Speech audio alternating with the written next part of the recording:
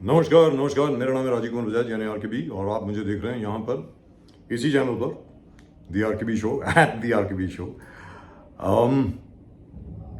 दिल्ली में bomb blast हुए, उसके बाद ना जाने कितने स्लीपर सेल वगैरह वगैरह वगैरह वगैरह पकड़े गए और ये सारा कुछ शुरू हुआ एक पोस्टर से। श्रीनगर में एक जैश ए मोहम्मद का पोस्टर था जिसको चक्रवर्ती साहब जो एसएसपी हैं श्रीनगर के, उन्होंने देखा। ज्यादातर क्या होता है जब कोई ऐसा उल्टा सीधा पोस्टर आता है, कुछ आता है माफ कीजिएगा, the pollution here is getting to me, तो आदमी ये बोलता है कि भाई इसको फाड़ के फेंको। लेकिन एसएसपी साहब ने ऐसा नहीं किया, उसने कहा इसमें इसको इन्वेस्टिगेट करो। उस इन्वेस्टिगेशन से 4 स्लीपर सेल मिले अलग अलग जगह पर। और वाहियात बात क्या है, सामने जो बात आ रही है वो ये है कि ये लोग जो हैं ये 2 साल से 2 बरस से दे were planning 2,900 kilos of ammonium nitrate and other explosives and so on and so forth। ये एक दिन में तो बनता नहीं है, लिहाजा 2 साल से ये लोग ये सब इकट्ठा कर रहे थे। और इससे भी ज्यादा खतरनाक बात यह है कि ये सब डॉक्टर थे doctors among the most respected members of society, doctors। In fact, Jaish-e-Mohammed has succeeded। एक तरीके से अगर देखा जाए, सिर्फ एक बॉम्ब ब्लास्ट की यहां पे बात नहीं है, एक बॉम्ब ब्लास्ट हुआ, इंटेलिजेंस एजेंसीज ने बाकी सारे सीरियल बॉम्ब ब्लास्ट जो थे उनको प्रिवेंट करने में वो सक्सेसफुल हो गए। लेकिन हिंदुओं और मुसलमानों के बीच में एक दरार डालने में सफल हो गए।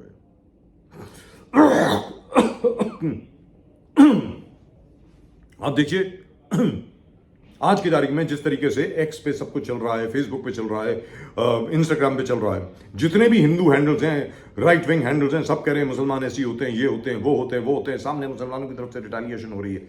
मतलब कि पाकिस्तान सफल हो गया इंडियंस में, भारतीयों में, हिंदुस्तानियों में दरार डालने में सफल हो गया।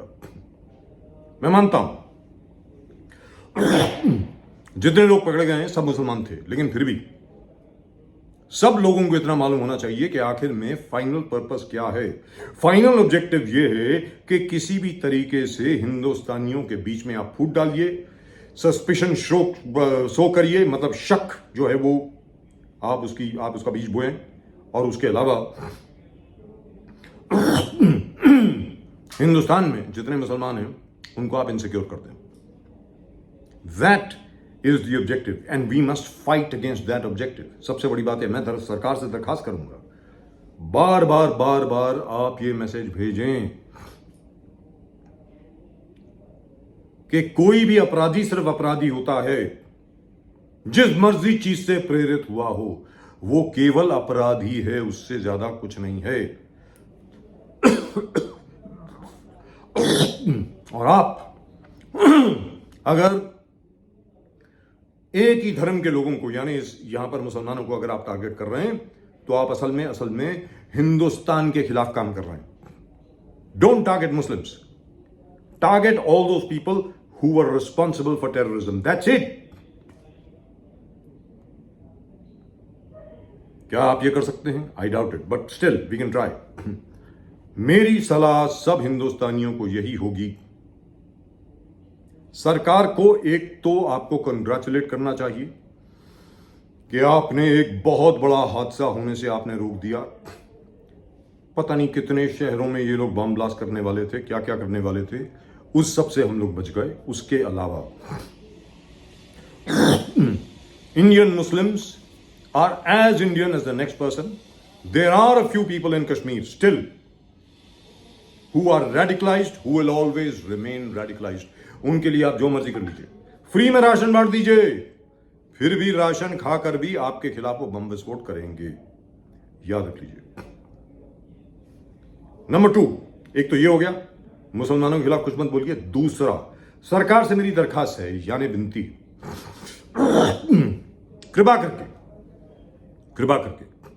इंटेलिजेंस एजेंसीज का आप बजट बढ़ाइए। एटलीस्ट 3 गुना 3.5 गुना ज्यादा करना पड़ेगा आपको। याद रखें 26/11/2008 में हुआ था। आज तक जो कमिटी फॉर्म की गई 26/11 के बाद, उन्होंने जो रिकमेंडेशंस की थी कि पुलिस में ये अपग्रेडेशन होनी चाहिए, वेपनरी ये होनी चाहिए, ये रेडार होना चाहिए, पल्स डॉपलर रेडार होना चाहिए, सी स्किमिंग अलग व्हीकल्स होने चाहिए, and so on and so fourth, कुछ नहीं हुआ। कुछ नहीं हुआ। किसका इंतजार कर रहे हैं आप लोग? अगले आतंकवादी हमले का इंतजार कर रहे हैं? आई से again, please implement all the recommendations that were made way back in 2008. And now, of course, it's 17 years later. Technology has changed. The way in which terrorists operate has also changed. So change, evolve. Make our intelligence agencies and counter-terrorist agencies, equip them well, so well that they are a step ahead of all the terrorists. करना ही पड़ेगा। और एक और बात आपको बता दूं, इस लड़ाई में भारत के साथ और कोई नहीं, अकेला है भारत। क्यों? क्योंकि आप यानी हम, we are the 4th largest economy in the world, the 4th largest economy in the world in terms of GDP. Very soon to be the 3rd largest economy. We will overtake Germany by the end of next year. कोई इससे खुश नहीं होने वाला। दुनिया का कोई भी देश इससे खुश नहीं होने वाला। जितने आप ज्यादा शक्तिशाली बनेंगे, उतना आप और अपने आप को अकेला पाएंगे। भारत को खुद को ताकतवर होना पड़ेगा, इतना ताकतवर होना पड़ेगा, इतना ताकतवर होना पड़ेगा कि कोई भी भारत की तरफ बुरी नजर से ना देख पाए। एंड फाइनली, यह कहा गया था भारत सरकार द्वारा that every act of terrorism will be treated as an act of war. I hope we remember that. Our neighboring countries should also remember that. Something is coming. Something big is coming for you. You think you can explode a bomb near the Red Fort, kill 10 of our people and get away with it? I can assure you, you can't. You can't. This is a new government. नई सरकार है ये, अलग किस्म की सरकार है ये। भले ही इसमें वक्त लगे, प्लानिंग में वक्त लगे, स्ट्रेटजी में वक्त लगे, बाकी सब चीजों में वक्त लगे, लेकिन पड़ोसियों, इस बार जो एक्शन होगा ना, जिस मर्जी के पास भागिए आप, इस बार आप नहीं बचेंगे, ये याद रख लीजिए। Anyway, that's it. That's all I've got to say. Do not look at your Muslim neighbors with suspicion. We are all Indians. A bomb does not discriminate between a Hindu, a Muslim, a Christian, Jain, Sikh, Parsi, Jew. A bomb is a bomb is a bomb. So a terrorist is an enemy of the whole of humanity. A terrorist is an enemy of all Indians. Remember that. सब हिंदुस्तानियों का दुश्मन होता है आतंकवादी, और हमारे ज्यादातर 99% से भी ज्यादा हिंदुस्तानी मुसलमान जो हैं वो सब देशभक्त हैं। अगर मैं नाम गिनाना शुरू करूं तो वीडियो बहुत लंबा हो जाएगा। सब देशभक्त हैं, हमारे भाई हैं, हमारी बहनें हैं, हमारी माताएं हैं, हमारे सब कुछ हैं,